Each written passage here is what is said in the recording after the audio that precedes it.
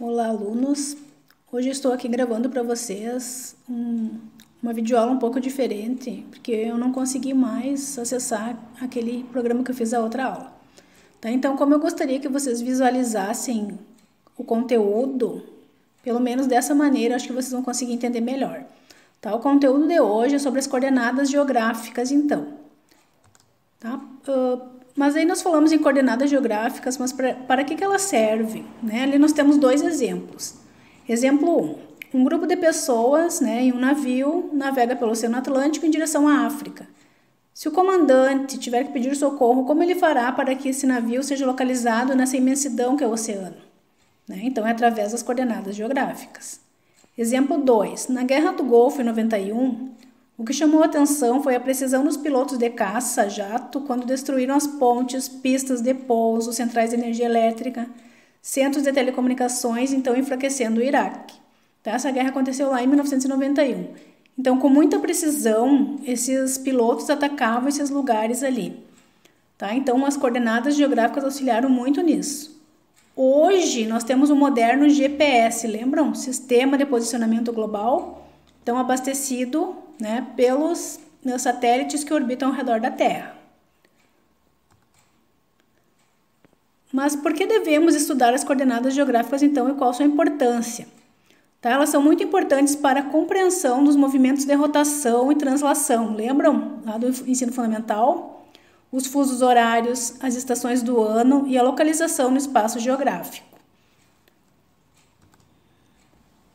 O que são, então, as coordenadas geográficas? Tá? Elas são linhas imaginárias em uma rede geográfica medidas em graus que indicam a localização precisa de um ponto qualquer na superfície terrestre.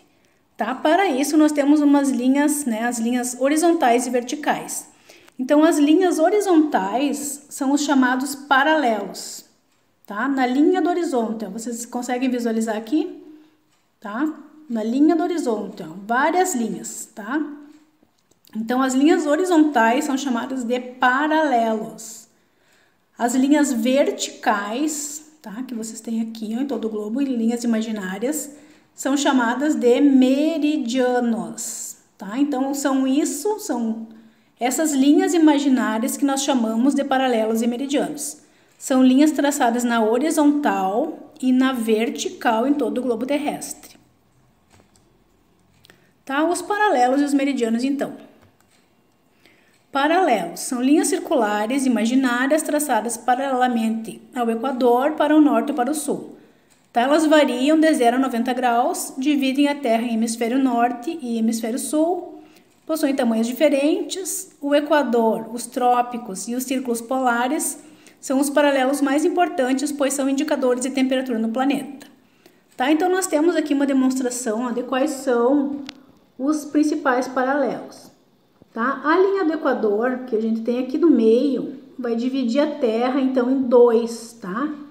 A partir da linha do Equador, que é 0 grau, então, o que estiver para cima é chamado de hemisfério norte. O que está abaixo é hemisfério sul. Tá? Então, no hemisfério norte, nós temos o Trópico de Câncer e o Círculo Polar Ártico. No hemisfério sul, nós temos o Trópico de Capricórnio e o Círculo Polar Antártico.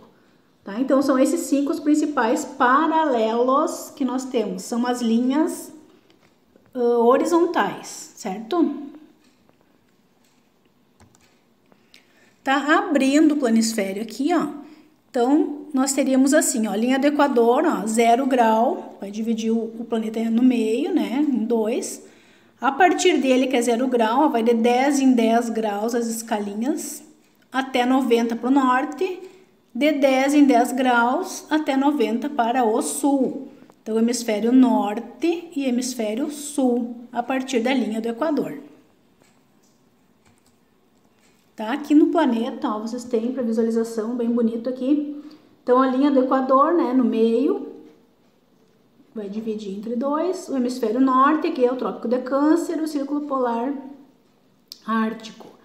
Aqui embaixo, o hemisfério sul, Trópico de Capricórnio, Círculo Polar Antártico. Tá bom?